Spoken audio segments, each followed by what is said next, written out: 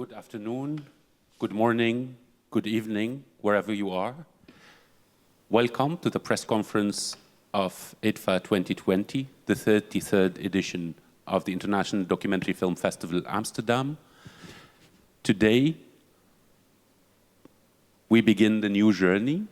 We begin a new edition that is, of course, very different from usual, which is exciting, painful, and joyful at the same time. But we will tell you more about that in the coming hour or hour and a bit. The video you saw now is from the campaign of the festival this year. It is a collaboration between us and our agency, We Are Pi, and it is based on the work of artist Maurice Mikkers, who actually looked at human tears under the microscope and discovered that each one of them is unique. This is the basis of what we are saying in this year's edition. This is what we want to talk about. This is how we understand the work we are trying to do at such a special moment of human history.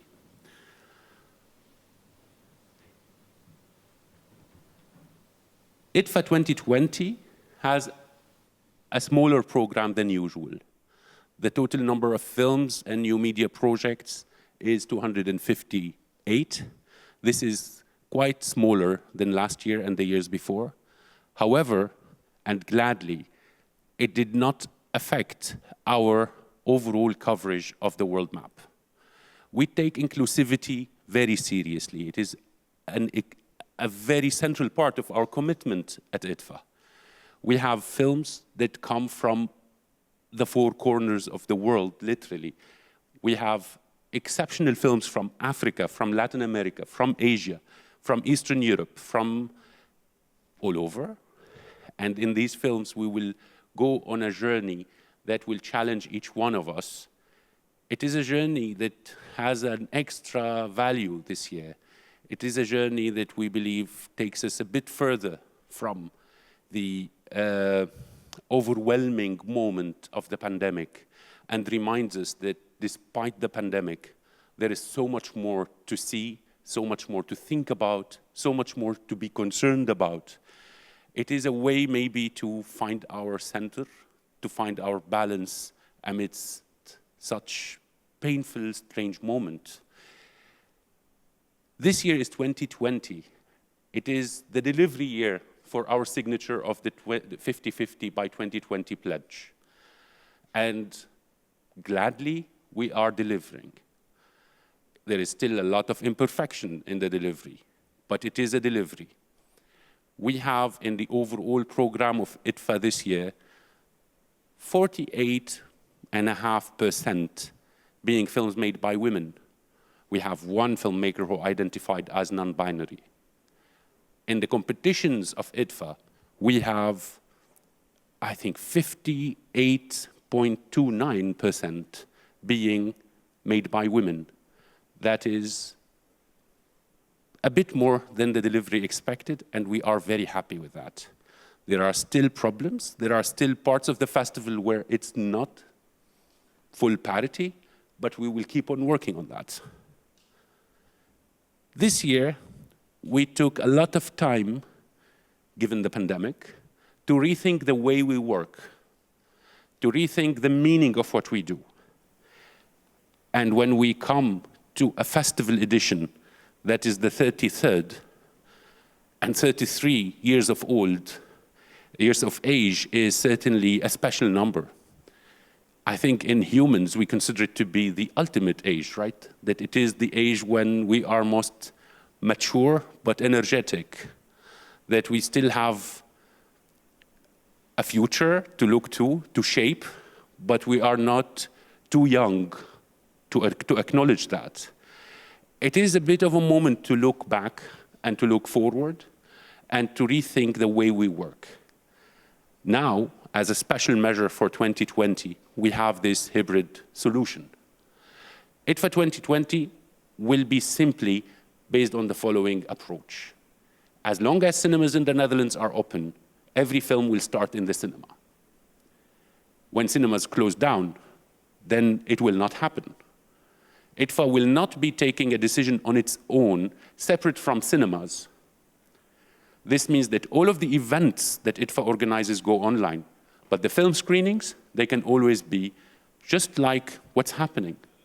Cinemas try to maintain their good well-being within this terribly challenging context.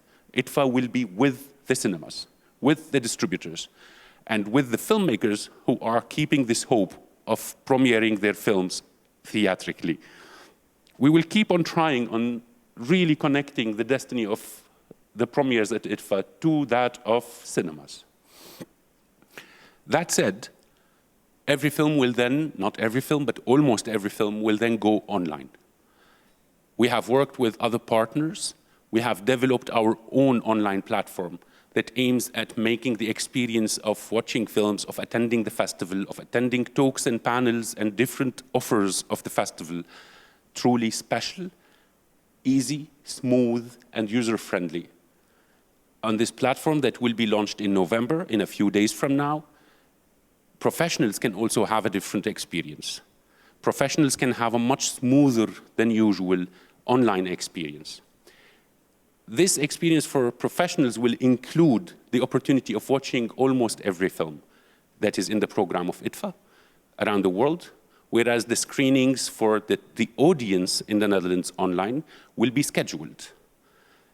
Scheduled meaning that people will have a normal festival schedule of screenings. The program will include what are the films on offer at this and that hour of this and that day. And the films will not be made available over a rental window as in a VOD platform. The films will be available to be streamed live. You watch together. It's all about bringing a sense of togetherness, a sense of a moment to our experience that always can end up with a live Q&A between the audience at home and the filmmaker who is probably going to be at home too, no matter where in the world.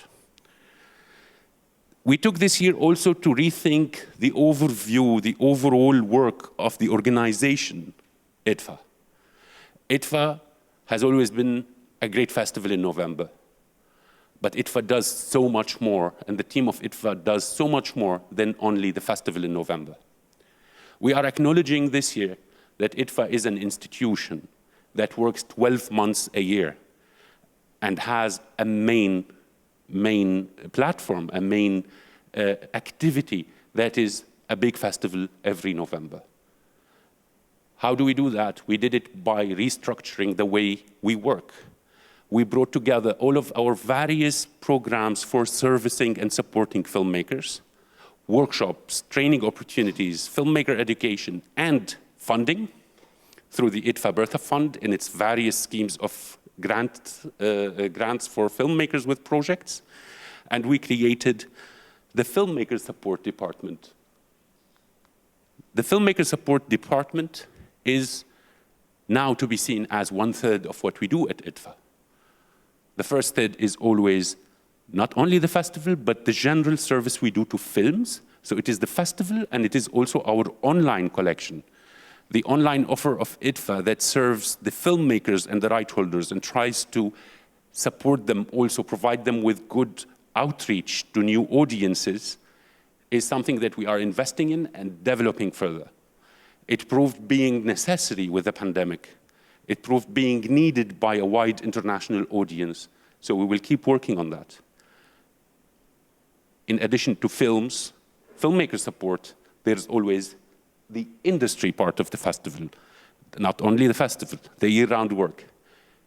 Industry at IDFA 2020 is going almost entirely online. This is the forum, Docs for Sale, and the various activities, talks, consultancies, one-on-one meetings. This will all go online through our new specialized, tailor-made platform. And when this goes online, we're going to be focusing on finding the pros and not only the cons of being online. We are losing the actual meeting that we do, that we get in a normal festival.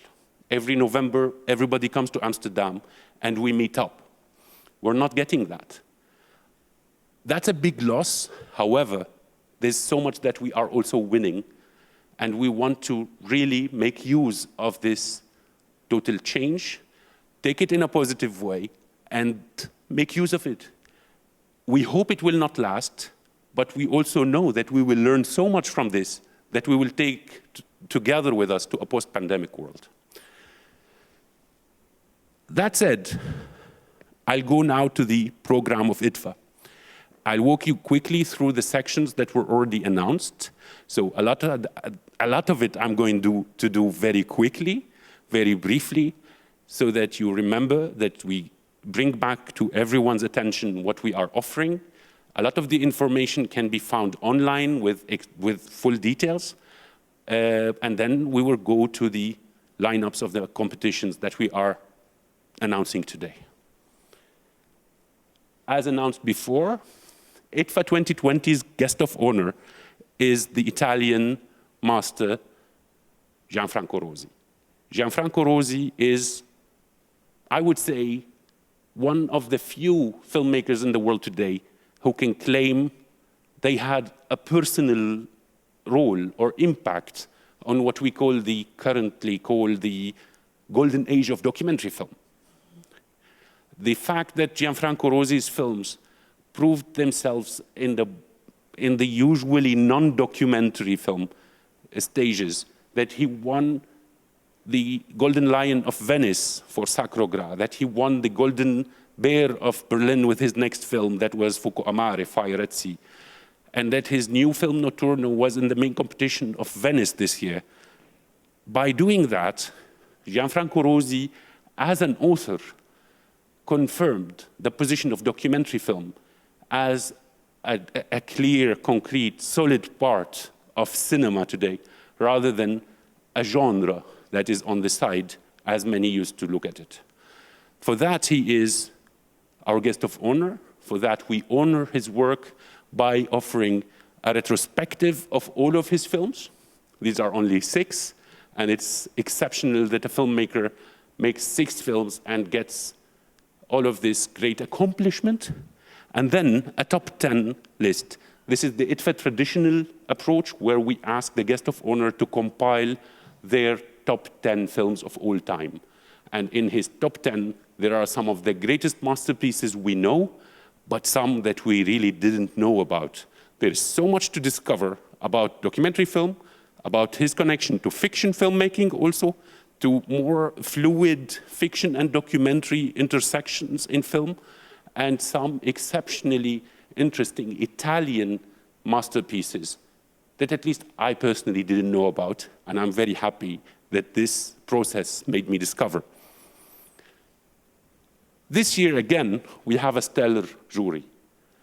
Jury is very important in what we do, because that's how the effort of the jury is what makes the IDFA Awards important. We are very sure that filmmakers will be happy and truly curious and excited about how these exceptional jurors will receive their films. We have on jury some of the most, sorry, that needs to go back one. Yeah, some of the most prominent producers in the world today. This would include Marie-Pierre Massia, Diana Elbaum. This would include Els van der Vorst, and a few others for sure. We have some of the most prominent critics also. So we have Finn Halligan, we have Neil Young, we have prominent directors including Alice Diop, Audrey Astonis, Hubert Zauper, and others. We have outstanding festival organizers including Christoph ter Heste, Helen Gerritsen, and Intishal El-Tamimi. Many others. I invite you to discover their resumes soon on our website. And we have to thank them here and now and appreciate their effort to be with us, helping us acknowledge the work of the filmmakers in competition. Best of Fest has already been announced. It is IDFA's largest section, with almost 50 films that come from the harvest of 2020 and bring to the audience in the Netherlands some of the most prominent films of the year. These are films that were awarded heavily in prominent other festivals. These are films that were received very well by critics.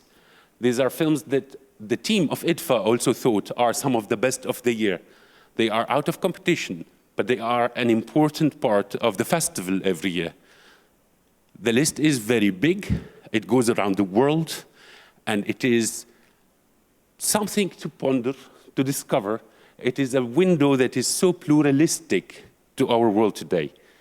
It beats the purpose to bring up examples.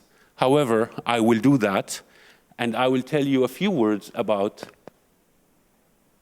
The Earth is Blue as an Orange by Irina Tsilik from Ukraine. This is a film that the filmmaker won the Best Director World Cinema Documentary Competition in Sundance this year. It is a film that was supported by IDFA Bertha Fund. We're proud of it. It won awards wherever it went this year. It managed to be launched just before the pandemic in cinema in Sundance, and then it went to Berlin, where it was screened in cinema too, and then it had to go to various online festivals around the world. But everywhere the film was screened, it was very well received, and we believe it is a treat for whoever gets to watch it in cinema, hopefully, and if not, online. The Foundation Pit by Andrei Gryazov is a very different example that comes from Russia.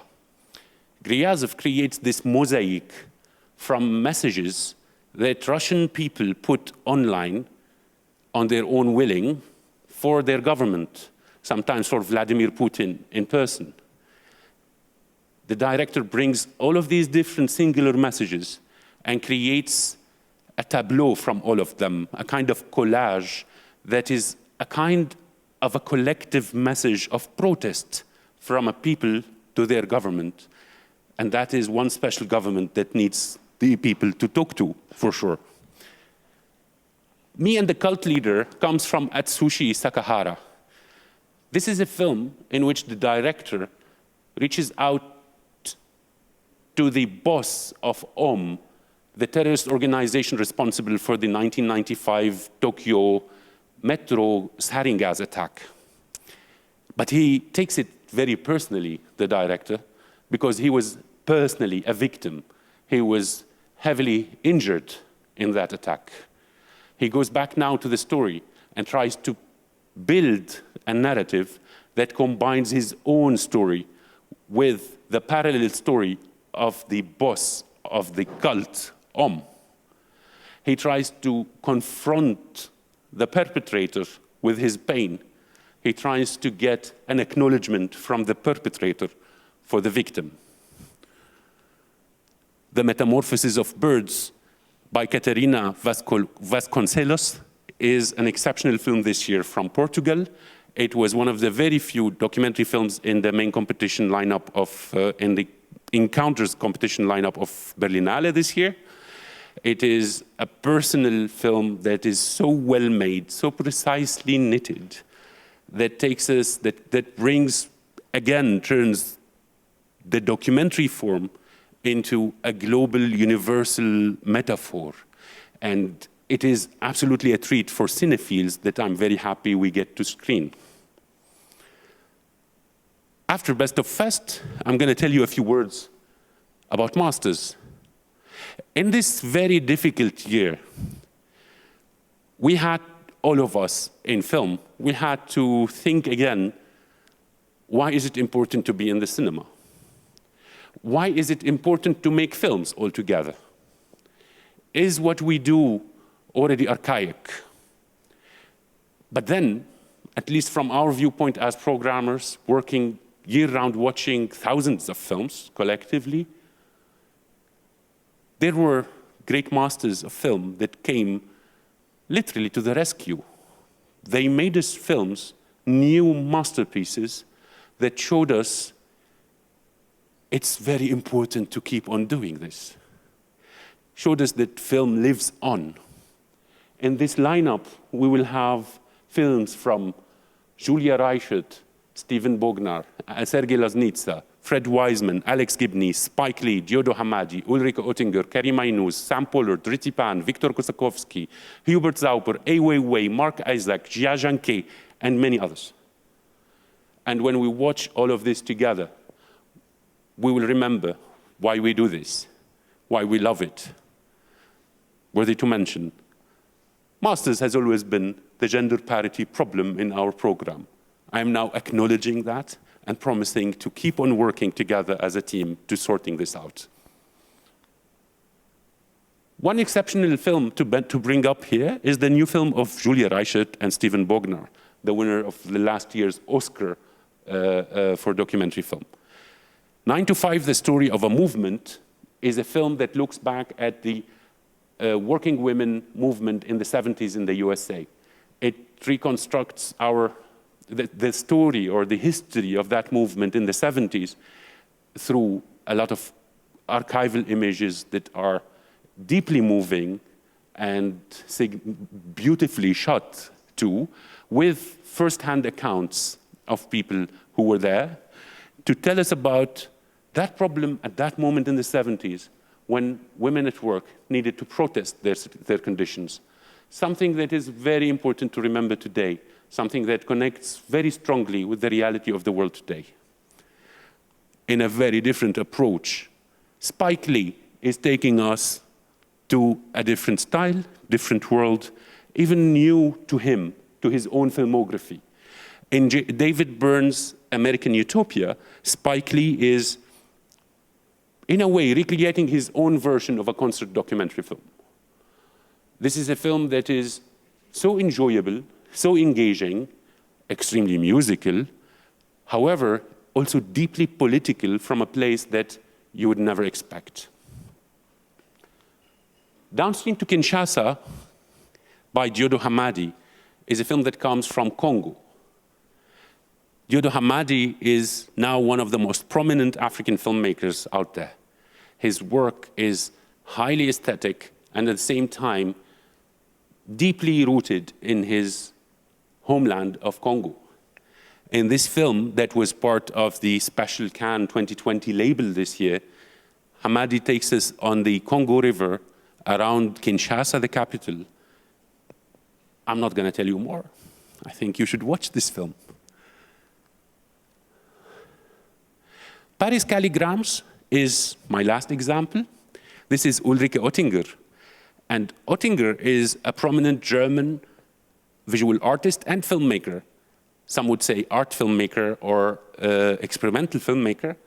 I don't see the difference personally. And then to me, this is an amazing reconstruction of Oettinger's own memory of being a student in the 60s in Paris.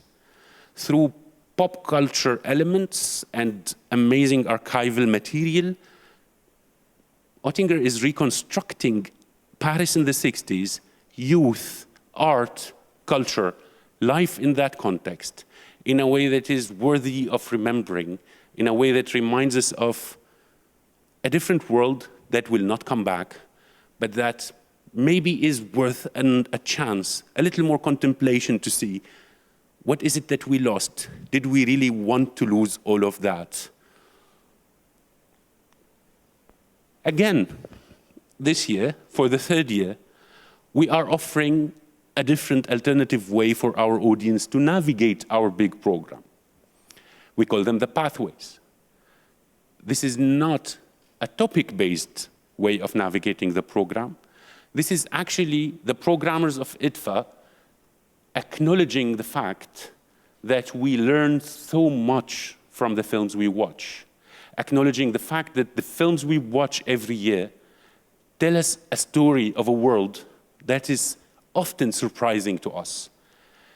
They are each one very unique, like those tears in our campaign video, but each one of them is uniquely taking us to common spaces, to common questions, and constructing a world where we are not alone, where not everybody is looking for different answers. We look differently, but sometimes for the same questions, for the same answers. 3 examples of the pathways we have this year are Decolonize, where we look at a whole wave of films that try to question the history and the connection between colonization and the global South. Filmmakers who try to study this, examine it artistically with their different styles, different approaches. The Americans is one very new pathway to our program. This is looking at an exceptional phenomena that is deeply rooted in the history of European documentary film. European documentary film, for years and years, have been flying over the Atlantic to the USA and bringing back images and stories describing a country there. These images are often very different from the way we see the USA in USA-made films. So we are looking at the question of representation, at the question of misrepresentation, at the question of why is it that we go there, what kind of image do we bring from that country?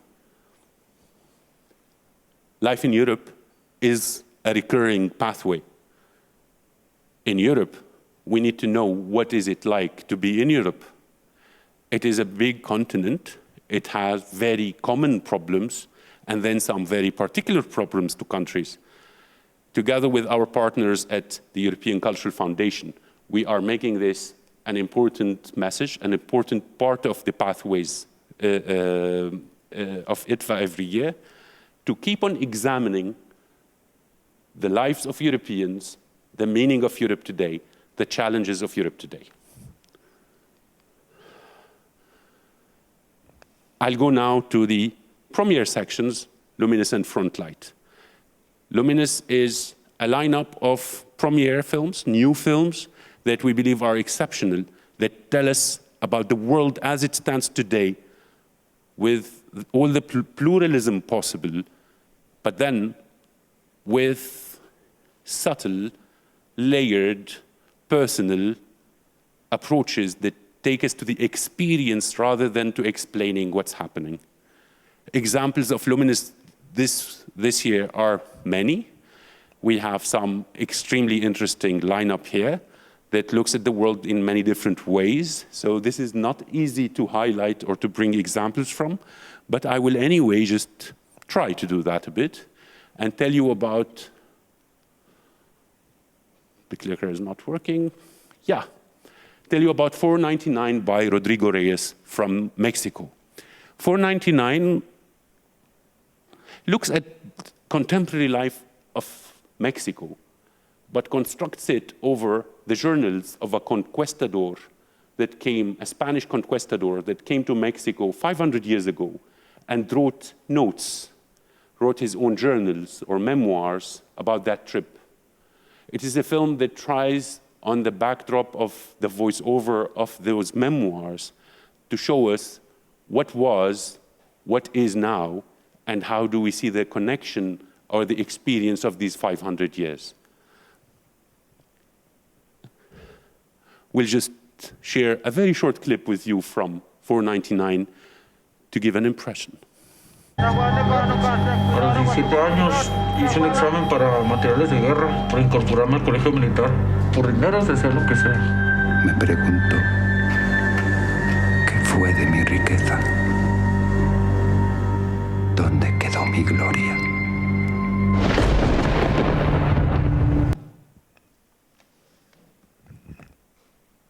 In a next example, Dormant by Natalia Lebeke of Argentina is one very exceptional film. It's very difficult to summarize films, but here's how I would try to do that for Dormant.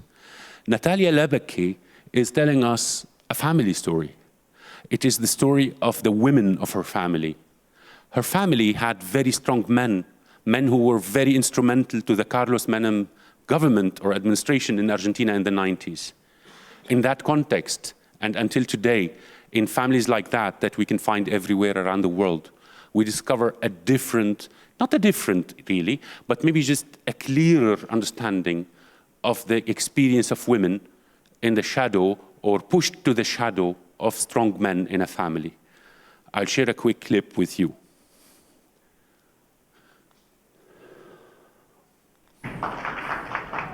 Es cierto que estuvo muchos tiempos solo, pero tuvo la suerte de conocer ahí en el exilio a otra mujer extraordinaria, porque Dios da para cada ocasión la ayuda que el hombre necesita.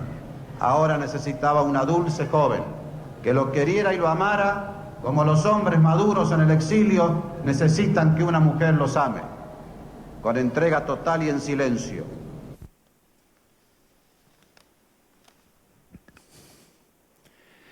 In Socks on Fire, Bo McGuire goes back to his family home in Alabama that he left a good while ago. And there, he tries to see what's happening with that society that is now being discussed a lot, at least, with the current international political atmosphere, and particularly the current US issues with the current US administration, etc. In Socks on Fire, McGuire uses reenactment, a lot of impressionist material, together with observational daily life material to show us a family, an extended family there, that is his family, that chose, for example, to kick out his transgender uncle from their lives, close the doors, let him out, and try to keep the conservative, traditional life protected as if nothing is happening around them. This is one very special film that is also one of our highlights of the year. And I'm going to share a clip again.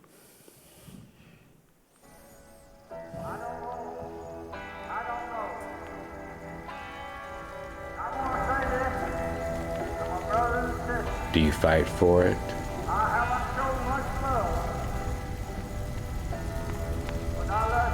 Or do you set it on fire?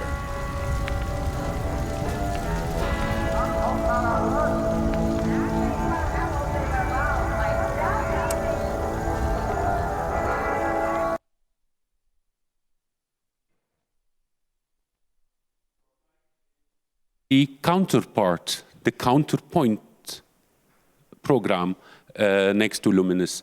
Frontlight is the program where we show premiere films, new exceptional films that take us to an understanding, to an analysis, they try to seek the truth and try to provoke our logical understanding, our own opinions, try to persuade us. In Frontlight this year, we have films that together give us quite an impressive view of the world, show us a zeitgeist of a world that is certainly in pain, however, does not lack hope. It's always coming back and again. I will just bring a few quick examples from the program, but I hope that everybody can take a look at it online. In Dear Elnaz, which is Iranian artist and filmmaker Mania Akbari's latest work, we look at the tragedy of the Ukrainian Airlines flight that was brought down by the Iranian Republican or Revolutionary Guards a while ago. Elnaz is the wife of Javad. Javad is the protagonist of the film. It's a film about grief in many ways. It's a film that examines grief, that shows us grief, but also shows us the need and the continuous work to try and understand how such a tragedy happens, because that is the only way to reconcile with such grief. How does it happen that some people in the world have all that power to the extent that even their mistake can kill hundreds?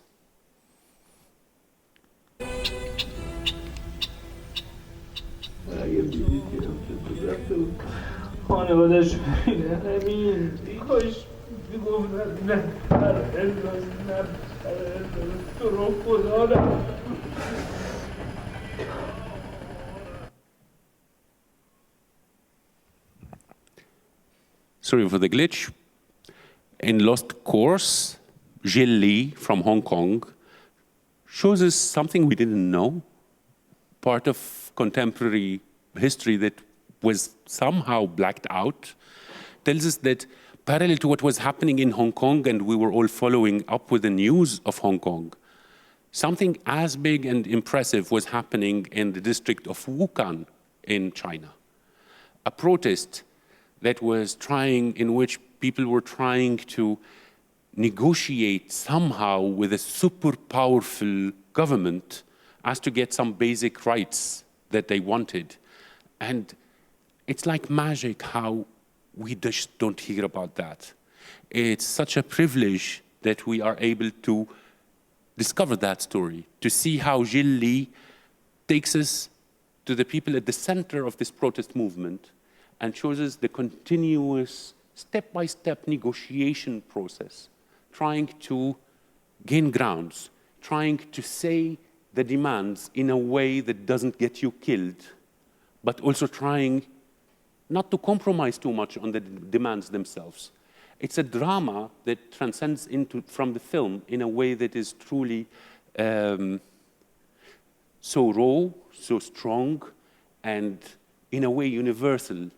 It's what many people feel towards strong regimes around them, but also towards any superpower. Here's a clip.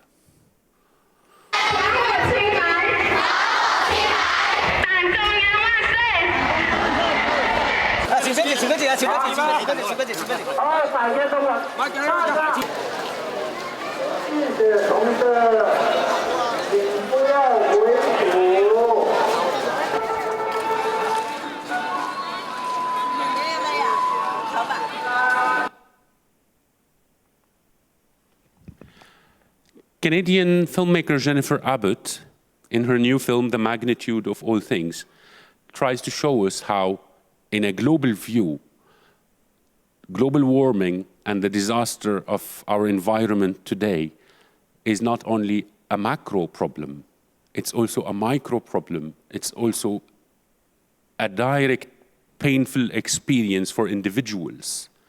It is also affecting the well-being, the health, the safety of persons. It's not only an overarching philosophical or historical or scientific story, it's also the story of persons. Here's a clip. Sorry, yeah. Everyone can relate to grief of losing a loved one. But grief of losing your homeland, you don't realize how much you've lost until you stop and think about it.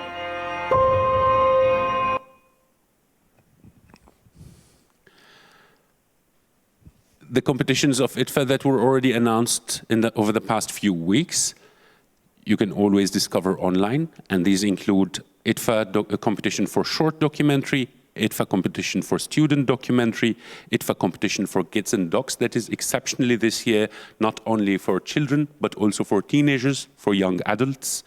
And then Paradox, Paradox is the program of IDFA that brings art documentary work together. And this year we have an exceptional lineup that includes, for example, the most recent work of Lebanese renowned artist Akram Zaatari, Landing, but also bring us the winner of Berlinale's Encounters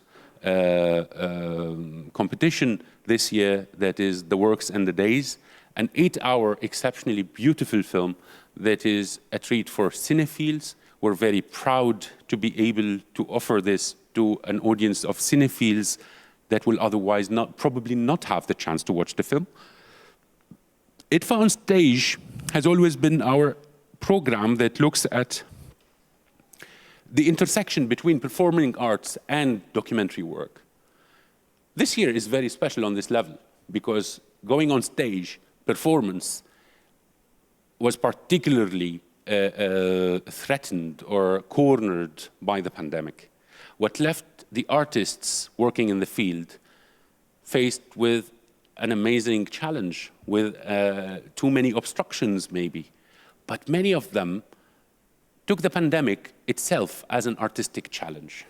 And this resulted in exceptional works that brought together two parts of IDFA.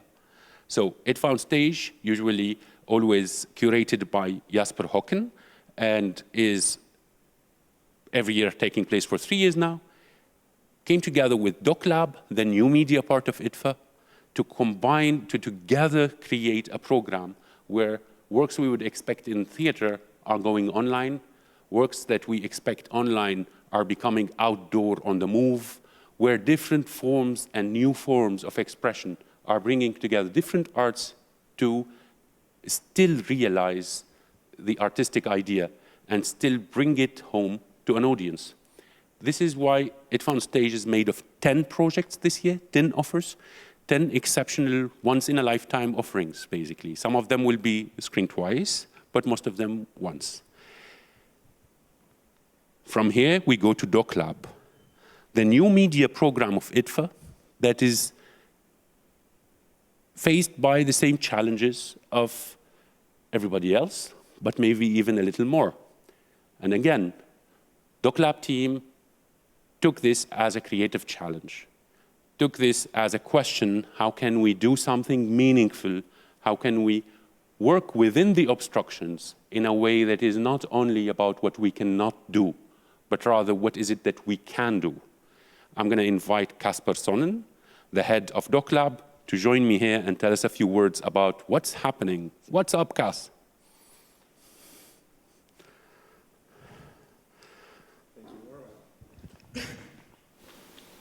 Thank you, So yes, DocLab. In a weird way, we started the program in the festival in 2007. And initially back then, we were posing ourselves with a completely different opposite challenge. How can we present ephemeral digital works that we don't know how to contextualize properly? How can we present these physically in Amsterdam? How can we celebrate these collectively, together with the artists, with audiences? How can we make these connections and take these works away from the screen, away from our personal devices? We've been doing that for 14 years, and I think in that sense, digital art, immersive art, interactive art has come a long way. And we didn't, increasingly the challenge was how to do this physically better. New venues are coming up for digital art. New, more physical presentation forms have been emerging. And then the pandemic hit. And we suddenly found ourselves having to do exactly the opposite of why we started DocLab, having to figure out how can we still do this online. And then we realized we were not alone here. Actually, our children, our parents, our favorite filmmakers, everybody else was having this challenge. How do we move things online that shouldn't be online? Or how do we move things, make things digital that are essentially physical? And I think looking at that, we started to look at the community of artists that we've been working with for the last 14 years, both with Jasper at IDFA on Stage, and within the DocLab team with Botinke Vermeer and Annabel Troost. We were starting to look at what was happening, and we actually saw a lot of artists coming up with things that we thought weren't possible, things that we thought didn't make sense. But looking into it, starting to experiment with them, starting to support them, and rethinking what the festival could be, or what the DocLab and the On Stage program could be, we started to find a lot of very crazy, beautiful experiments. As part of our R&D program that we started with MIT a couple of years ago, we were able to support these works, as well together with the Film Fund DocLab Interactive Grant and one of our new partners, the Giske Strijbos Foundation. We were able to work with these artists to develop new formats, to explore new platforms, and to create a new program, which, if you could be so kind to press next, is the Do Not Touch program. The brackets between not, for the internet people out there, symbolize hugging, one of the things that we will be dearly missing, hugging most of our artists and audiences physically this year. But within the Do Not Touch program, we basically create various forms of presenting works. Physically, we will be presenting works in the planetarium in Amsterdam, all within the regulations currently in place to do this safely. We developed a completely COVID-proof way of screening virtual reality works, doing virtual reality live performances in the Tolhuistuin. We will be presenting works, as Orwa mentioned, outdoor, on your own device, but as well works in a fitness center. I think we will physically also will be presenting a cookbook, which will be to be explored at home. Digitally, we're making a digital exhibition, exploring a new experimental social platform for that. We will be launching that at the festival, as well as works in VR. We'll be having social events, parties, etc. in there. So we welcome you all to come to the festival. Maybe the two competitions? Should we talk about the competitions first? I think we do. Because I think it is. This was one of the key decisions that we made in the past few days that we believe is the right way to go about this very particular year. It was difficult, it was painful, but we think it is the right way to do it. It proved being truly unfair in any way, impossible technically, to have a jury look at our competition lineups with all of the different technologies around that, in different countries, the international representation that we always seek with our program and our juries, and end up with a normal process of jury watching all projects and awarding the right projects. This meant that we decided to maintain our Doc Lab competition lineups, however, without a jury and without awards this year. We are working towards an alternative way, a different way of acknowledging and supporting, standing by the side of the film, the artists who made these projects, that we will announce soon, but not in the sense of a direct competition jury awards this year. I will now, wholeheartedly ask you to tell us a bit about the competition lineups, even though it's a competition without an award, but it is very competitive still. It is very competitive there. We're still all competing for the same attention and the same audience together, in that sense. I'm not going to go into all the projects because I think we don't have time, or I know that we don't have time for that. So I just want to acknowledge the creativity, the resilience, the persistence of all the artists, part of the competitions, as well as everybody else that's presenting work on stage and Spotlight. But I think from in the digital storytelling competition this year, we're very honored to see some of our favorite digital artists returning to the festival with completely new work, sometimes exploring completely new platforms that they haven't worked in for at all. So these include Tabitha Rezer, Lauren McCarthy, Ziv Schneider, Kyle McDonald, and Dries de Porter. And in the same competition, we also have completely new faces, groundbreaking, immersive, and interactive storytellers that we've never presented works from before. And these include Shishani Franks, Kitoko Diva, Dylan Valley, Pablo Martinez Zarate, Anna Hoefschmidt, Marie-Alice Wolfzahn, and João Inada. And then in the IDFA Doc Lab competition for immersive nonfiction, we see the same thing. We see a lot of renowned digital artists returning to the festival and again exploring completely new platforms. These include Tamara Shualu, Sam Green, David O'Reilly, Polymorph, Lance Weiler, Matt Romain, and Ali Islami. And new faces that we're welcoming this year in the competition include Lydia Jessup, Andrik Bregman, David Rosenberg, Glenn Neath, and Nicola Paglia. And on that note, I can just say we really look forward to invite you all to check out the full program announced later today and to celebrate, explore these works together with you in all the wrong places. Thank you. Thank you very much, Casper. I would like to build on this point by looking at the question of programming a film festival during a pandemic. And for that, I'm going to ask my good colleague, Sarah Dawson, who is the programmer of Luminous and Frontlight, to join me and tell us, Sarah, what is it like, a pandemic and a couple of hundreds of films to watch every day, a whole day long? Well, it's definitely an interesting time to be programming because our worlds are strangely becoming smaller and we're becoming at the same time more and more connected to our screens. So I think, firstly, it was very, very intensive. There were a lot of films to consider for Frontlight and Luminous, and I don't think it's ever been more urgent for those films to really represent what is going on beyond the boundaries of our smaller and smaller myopic worlds as it becomes more and more enclosed during this crazy time that we're living in. So it was a unique challenge, but also I think that's something quite interesting. I think it's something quite interesting to be thinking about programming with that in mind. How do we maintain connections to the world beyond our narrow interests? Yeah. Not easy. Thank you very much. I think it's essential that we keep looking at this experience because the pandemic is also changing us as programmers, our experience of films. Thank you, Sarah. I'll move on and just briefly return or bring back the competition of Dutch documentary film that we already announced last week. This is a lineup of 8 exceptional films from the Netherlands.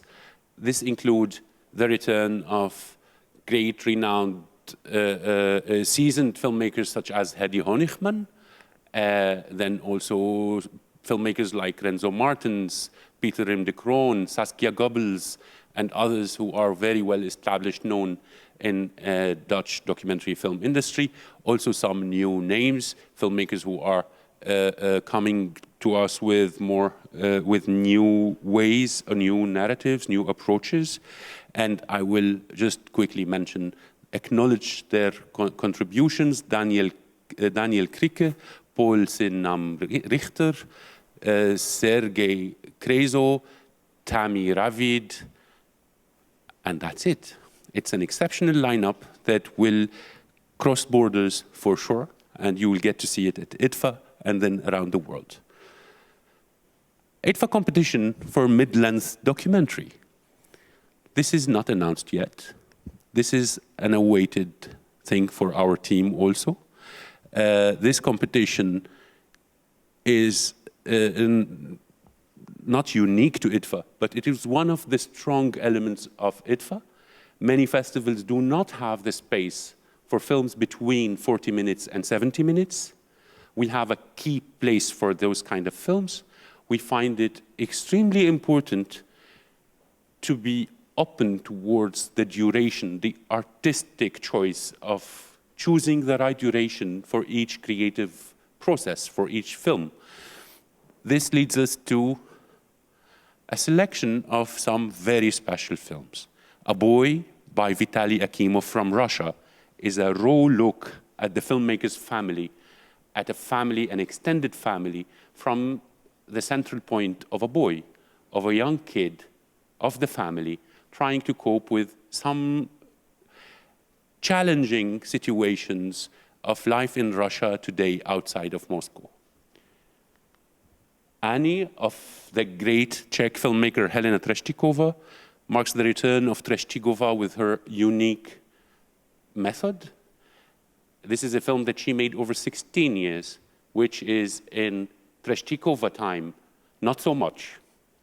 So what Helena Treštiková is introducing to us is Annie, who is the person responsible or the janitor of the central station of Prague toilets. Outside of this day job, Annie does many other things, including being a theater actress. What does the world look from? How does Prague look like from the viewpoint of Annie? That's what 16 years of work can show us. Before the Dying of the Light is a film that will stay, a film that will stay in the history of its own country, Morocco, but maybe much more than that.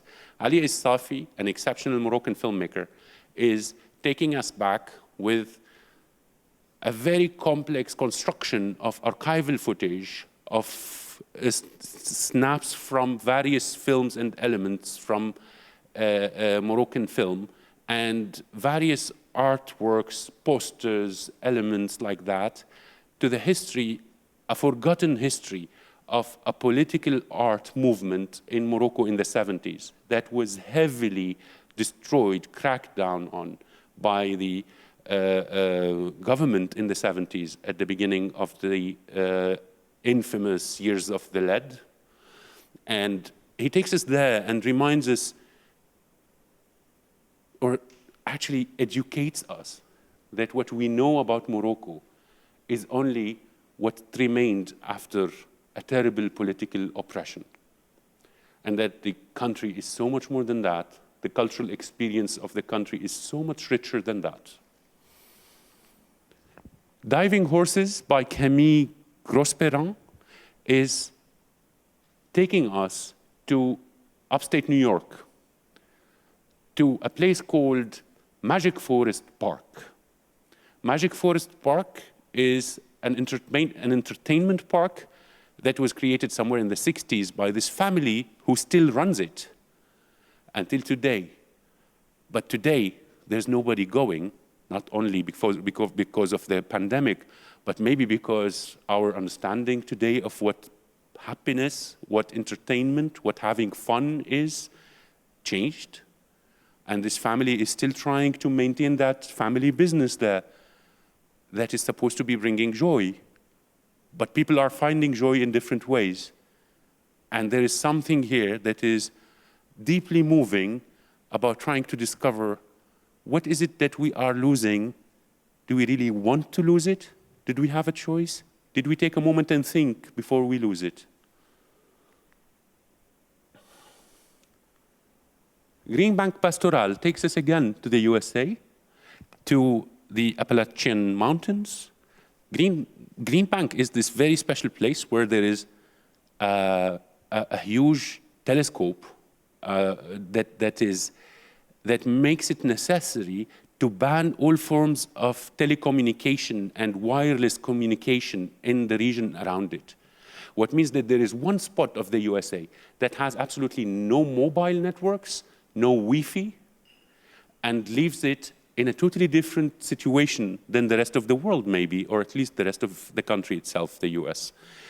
There, we find people from all around the USA who have hypersensitivity go and choose to live there. And becomes this place cut out of time and space.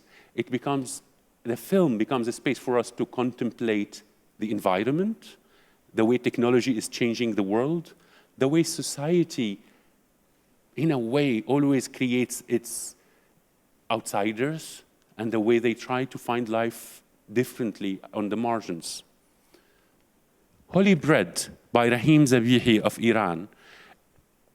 It's a very special kind of a film that takes us to the mountains between Kurdistan of Iraq and Iran, to the Iranian Kurdish communities living on smuggling between those two countries, in a most masterful cinematic approach, in the most balanced rhythm, sense of image and rhythm and metaphor, that made me finish watching the film and think, I really want to meet this filmmaker. I really want to sit down with this person and, I don't know what, have dinner at IDFA? Because he reminded me of all the history of good Iranian cinema and even of, I don't know, the early works of Omar Amirellai, the Syrian master. And then I went on to discover that the filmmaker made this film and actually died in very special circumstances just a few days before finishing the edit of the film. And that was painful to learn. So it is very, it has extra value, extra meaning to be able to see the work of a lifetime, a film made over 10 years, but actually the first and the last film of Rahim Zabihi.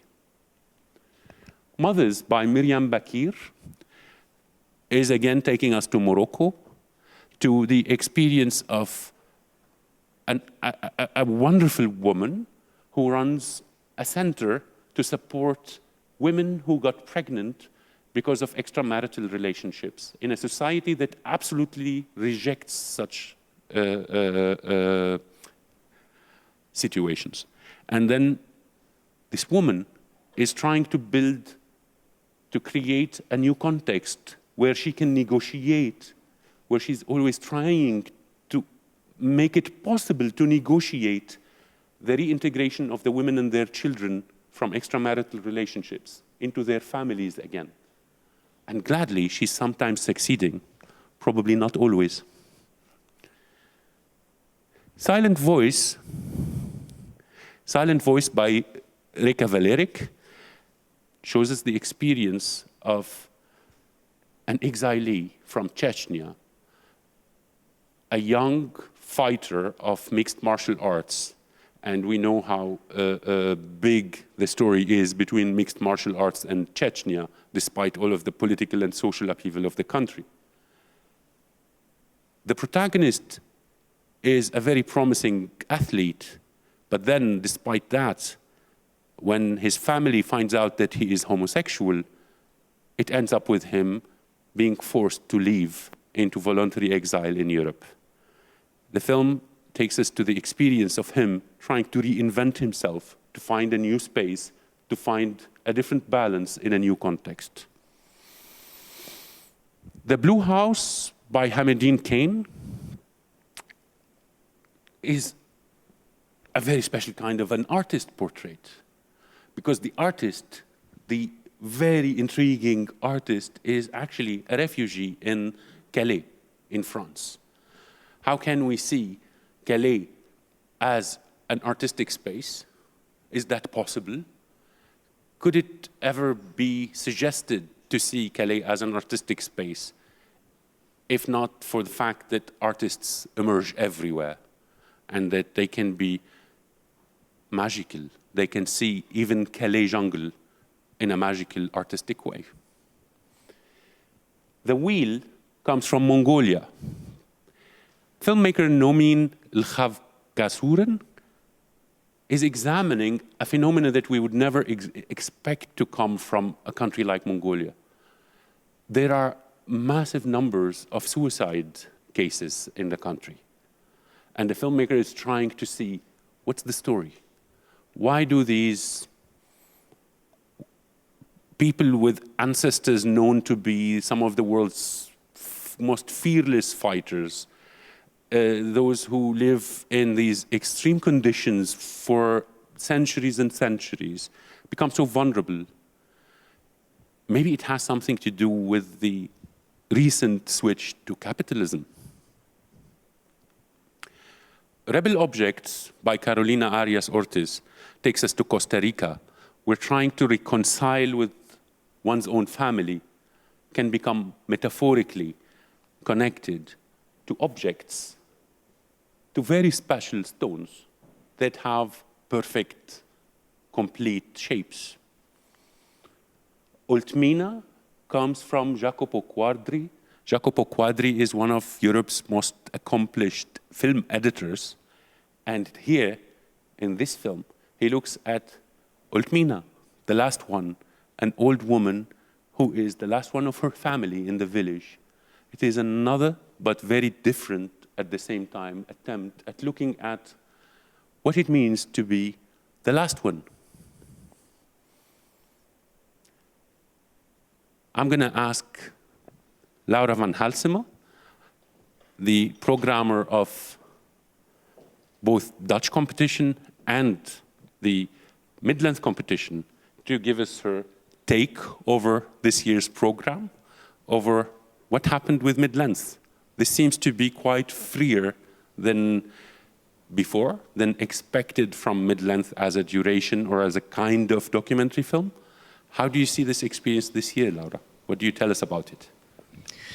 Well, in a way, the duration is a little bit random, I would almost say. I think each of these films, and I'm very happy to hear you present each title and describe them very briefly, thinking that my fellow commission members and myself did a pretty good job, because I'm very happy. And I think, as for the duration, I think it really shows that even within that duration, between 40 and 70 minutes, it can be real cinema, in terms that it's not a formatted duration. It can be, as with a film of Ali Asafi, completely made with archival and found footage. It can be a film as Annie by Helena Trestikova, which is shot over many years and really doesn't need to be a very long film in order to tell the story perfectly. It can be very personal films. It can be so much more than just... it doesn't matter really, the duration, but I think it is an interesting question why we think of the films in terms of length. But I'm glad we do, because it allows us to get very special films each year. And Thank you. Yeah. Thank you, Laura. And that said, I'll move to first appearance. The IDFA competition for first film. We're every year very proud of this lineup. It is curated or overseen by senior programmer Raul Nino Zambrano, who unfortunately could not be with us today, but here's a shout out to Raul at home. In first appearance, we'll take you through the films. 5 Houses by Bruno Goularte Barreto from Brazil is a film that takes us to, in which the filmmaker goes back to his childhood home that he intentionally, with so much certainty, left years ago. Takes us to the houses around it, the houses of the people who shaped his childhood, to see what's up. What is now happening to all of those memories that he escaped? How are these people surviving this? And how does it become a spatial construction between these homes, these houses? In A Way Home, Karima Saidi, the Belgian-Moroccan filmmaker, is trying to look critically, deeply, profoundly at her own experience and that of her families with exile. It is a family that was split apart by exile between Brussels and Tangier. And in the film, Saidi tries to reconnect with her mother, who now, after a long separation between the two, has Alzheimer, but is still the mother. In Divinations, Italian filmmaker Leonardo Picarella is building a very, very particular world, where he looks at the experience of a magician. The magician, or fortune teller, was detained, was imprisoned for years, and now he's released. And he's trying to find a place for himself in a totally different Sicily. He's Sicilian, he's trying to find how can he come back to do the things he used to do as a magician in a society that is extremely different than the one he left into prison. Trying to do that, he finds himself compelled to discover nature rather than society. And the filmmaker tries to build a very contemplative tableau or palette of philosophical, theological, and even supernatural expressions. In Everything Will Not Be Fine of Adrian Pirvu and Helena Maxiom, we go in a highly emotional personal journey.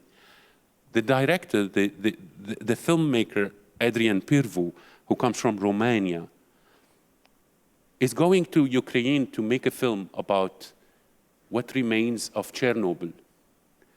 But he is not interested because Chernobyl is being popularized by a TV series.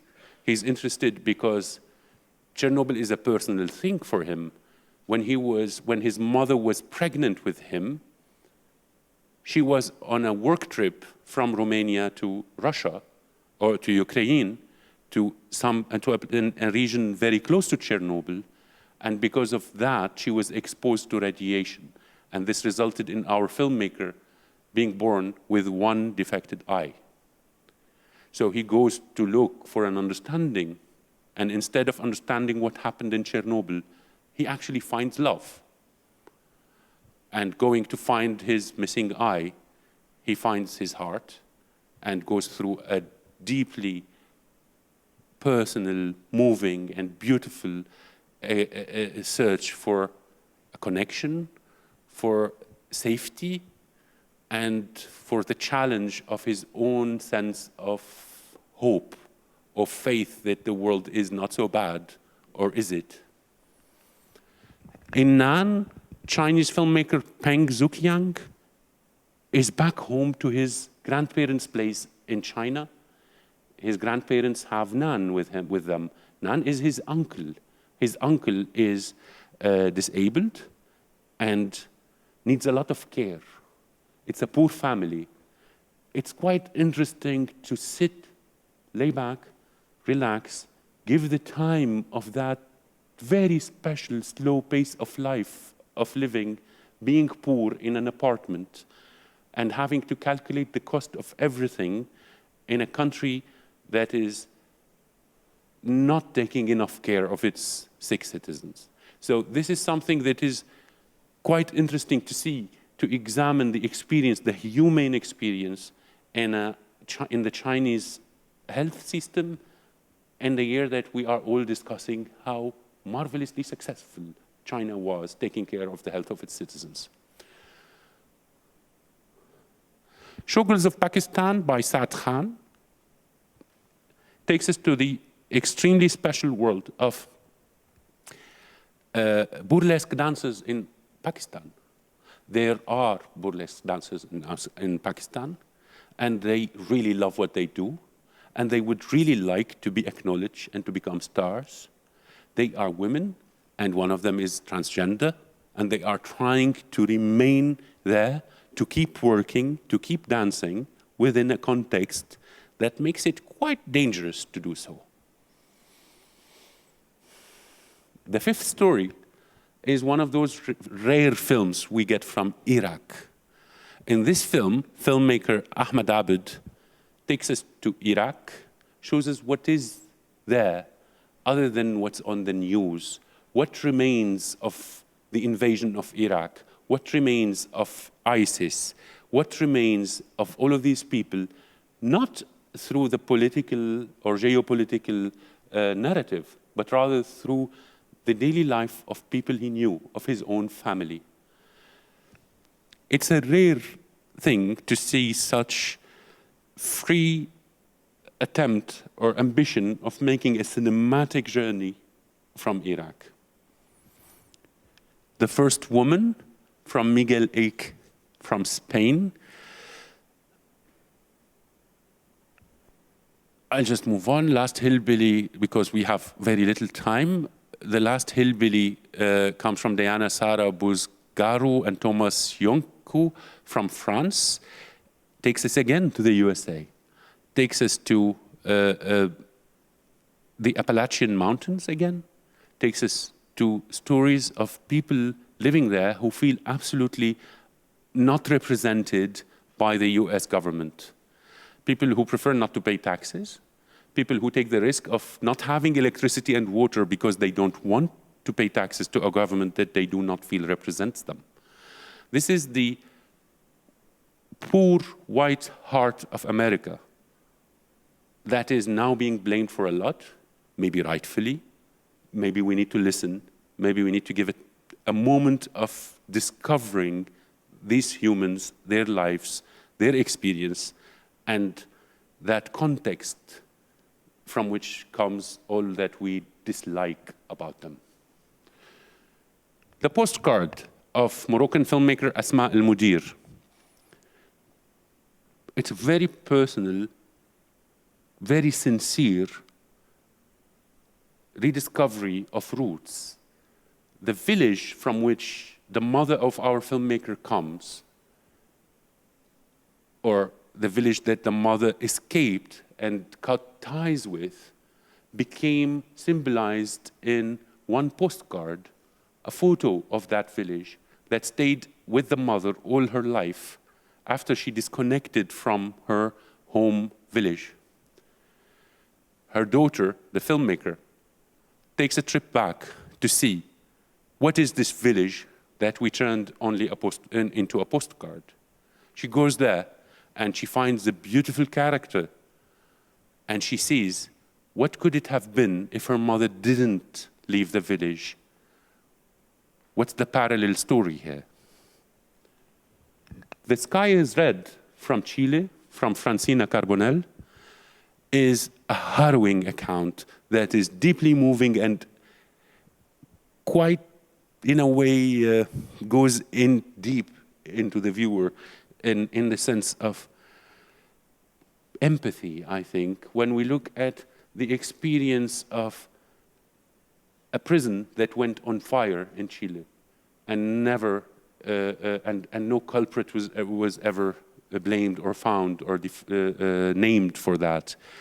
The film builds from the actual CCTV imagery of the fire from that moment to tell us that story, to reconstruct a story of impunity, a painful story of how many human lives become easy to discard, to be deprived of value, and it's not necessary even to find who burned them. The Rain Will Never Stop by Alina Gorlova is one project that we've been waiting for because it's been, we've seen it in different settings before, and it's an IBF-supported film, and IDFA fund-supported film. This is a film that is made with so much artistic stubbornness that is something that I deeply respect and appreciate. Gorlova is building her film around the trip or the movement of this Kurdish Syrian young man who escaped war in Syria and escaped war in Syria right into war in Ukraine. And from the war in Ukraine, he goes back also. And we go with him with the exceptional monochrome imagery of the filmmaker on a big arc that shows us a world of perpetual war.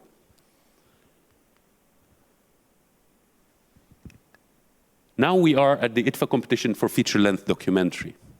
And this is the lineup of films that we believe need to go to cinema. And after I go through them, I'm going to speak about this with Joost Damen, the IDFA senior programmer responsible for this section, among others. First film on the lineup is Vitaly Mansky's Gorbachev Heaven. In his new film, great Russian filmmaker Vitaly Mansky takes us to the current residence of Mikhail Gorbachev, takes us to the daily life of an old man, takes us to discovering what it is like to be alone after such a legacy, what it is like to speak to one of the last standing politicians with integrity.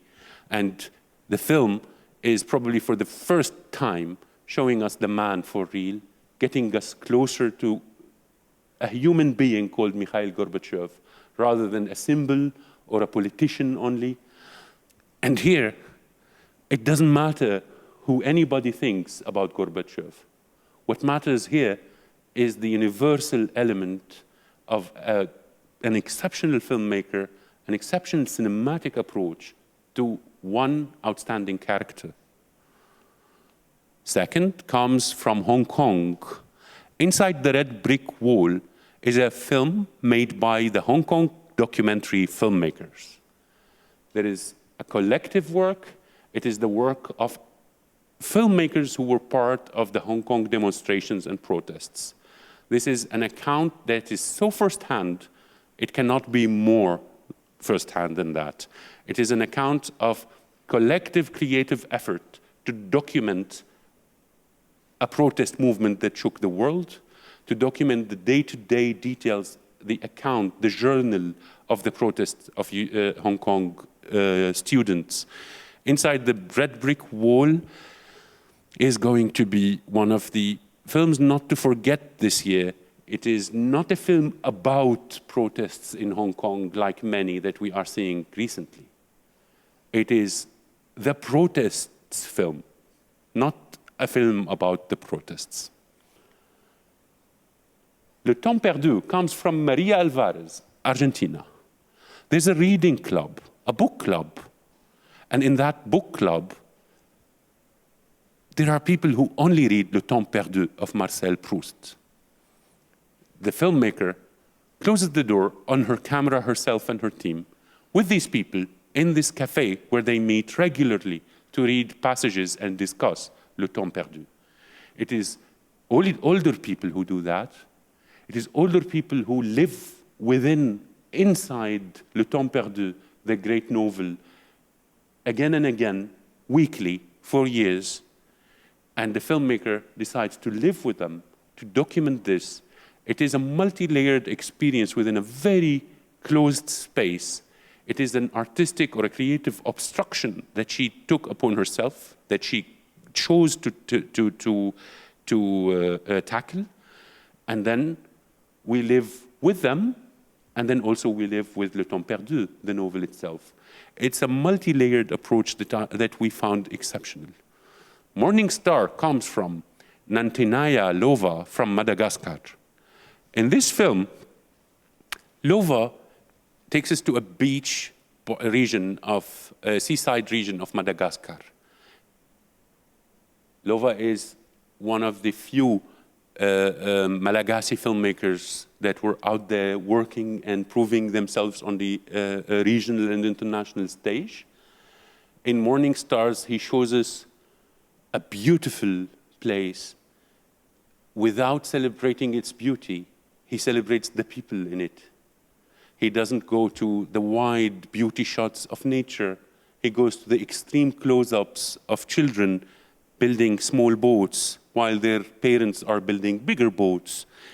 In this film, we see how the lives of these people are threatened, deeply shaken by international, multinational corporations that have multi-billion-dollar interests in their land and in the treasures or the minerals of their land, and how this makes their life really marginalized altogether, make them lose their own ownership, their agency of their own country. Nemesis comes from established Swiss filmmaker Thomas Imbach.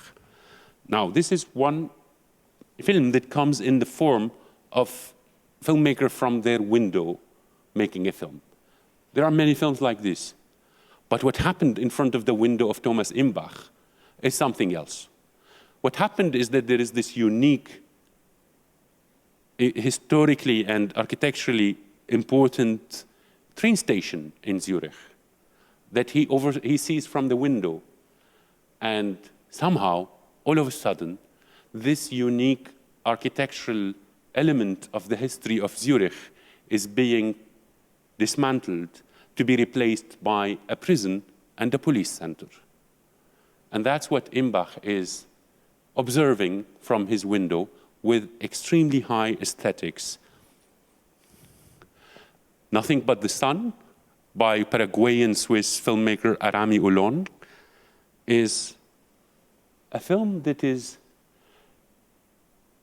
quite special. It takes us to the experience of this Paraguayan Aero indigenous man who is trying to spend years actually trying to keep a trace of his people's culture by recording interviews with different people and his own voice on cassettes, on audio cassettes, so that something stays from a culture that is disappearing. A culture that is disappearing since missionaries came and saved the people of the Aeros from their own faith and turned them into Christianity and told them to change everything they believed about, and in a way made them ashamed of their own culture. Nothing But the Sun looks at this very timid, nice attempt that at least something stays of that culture that was absolutely repressed. Yoichiro Okutani from Japan brings us Odoriko. In Odoriko, we meet the very few left out strip clubs of Japan, a country that had a big history with such clubs, where now this kind of performance is being repressed, closed down. Only 20 clubs are still open in all of the country, in all of Japan. This film is made with very down-to-earth style. It's made with old mini DV cameras, with what the filmmaker called, I think, archaic aspect ratio. And it is so silent, observing how these strippers are trying to remain, trying to survive this change around them. Nudity is so down-to-earth and humble in the way the film is made. Dance in a strip club is something that is absolutely not about seduction or not seduction. It is about the persons themselves trying to stay there, still keep their job, keep their life, try to survive a context that's changing so fast they cannot even catch up with it. In Radiograph of a Family, Fairuzi Khosrovani, the Iranian, Switzerland-based filmmaker, creates another example that is quite unique of a family story. This is a very personal story of Khosrovani's parents, her childhood, that connects Switzerland with Tehran, Iran, since the 50s until late 80s. But in this very personal family story, we get to discover elements of the Iranian history that we never knew before. There is an amazing elegance and precision in the way Khosrovani is using archives, in the way she is constructing imagery to connect the story together, in the way she creates reenactment by voiceover, dialogues from the characters of the film that go back to the 50s, 60s, 70s, and 80s, through voiceover recordings over the imagery of life, the photography, the few reconstructed images or elements of life, and the passing of time on a couple and their young daughter growing up. The Grocer's Son, the Mayor, the Village, and the World. This is the latest film of French renowned filmmaker Claire Simon. In this film, Claire Simon is studying or observing and sharing with us the experience of the group of people living in the town of Lussas in France, who started one of the most influential Francophone film festivals or international film festivals in France, dedicated to documentary film, and then who came up with a pioneering project to create what is now known as TENK, which is the French language documentary dedicated online video-on-demand platform. Now, she takes us to our own business in a way as film festival programmers or film festival teams, but that is not only about us, because the way a group dreams of sharing their passion to documentary film with the world, the way this brings together questions of modernity, technology, with questions of economy and politics, the way they try to navigate government funding, marketing with their stubborn, hard-headed approach towards what authorship is, what art in documentary film is something that resembles a much larger challenge than documentary film particularly, but then it's documentary film. It fits so much into it, much more than anybody thinks. In the New Gospel, one of the world's most celebrated theater makers, Milo Rau, is now just a filmmaker straightforward. In this work that was done, that was first premiered in Venice this year, we see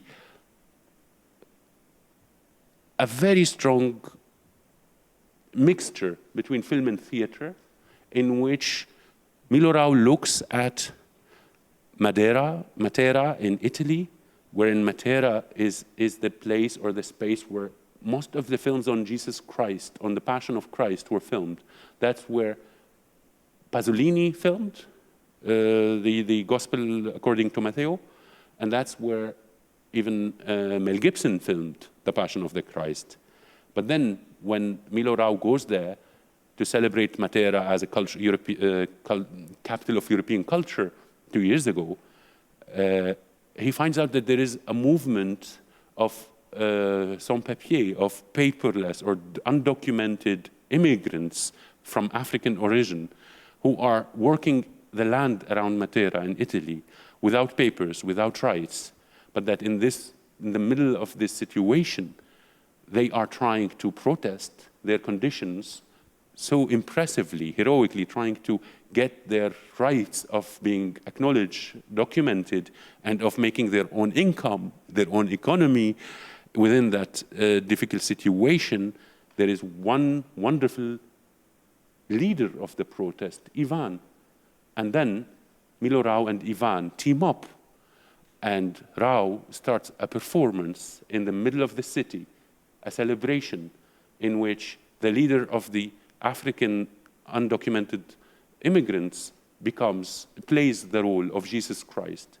And we suddenly see the whole city and its politics in a totally different light. In War and Peace, of the Italian renowned couple Massimo D'Anolfi and Martina Parenti, we go on a journey over time and space to learn about how war used image.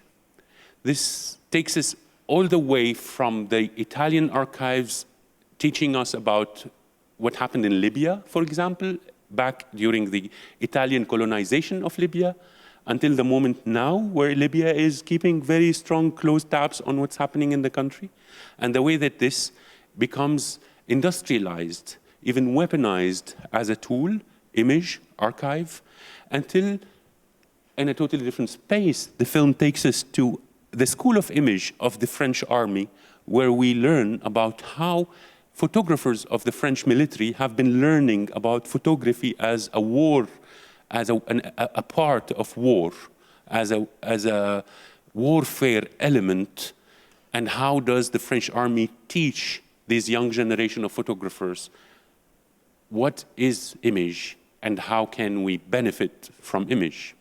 What is the ethics of image and how do we understand it from a military viewpoint that has so much pragmatism and so much hierarchy at the same time? White Cube of Renzo Martins.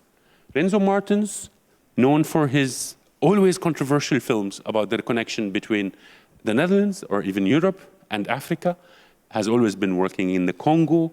And in Congo, Renzo Martins is working on a project for a few years already now, in which he tries to see if we can change the paradigm.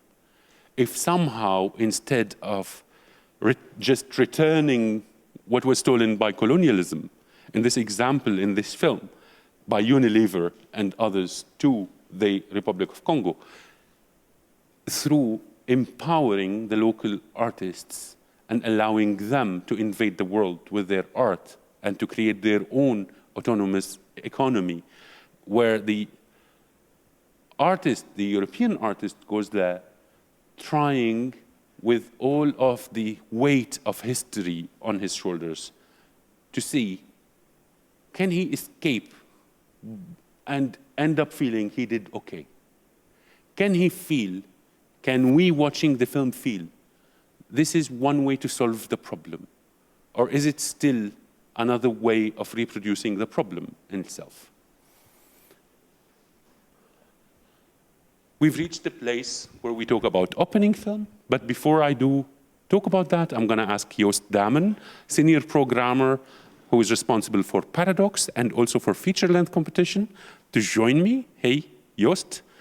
So, cinema no cinema this year. It's a big problem. You are the You are our biggest film buff. I think the minute cinemas open, you are always there first.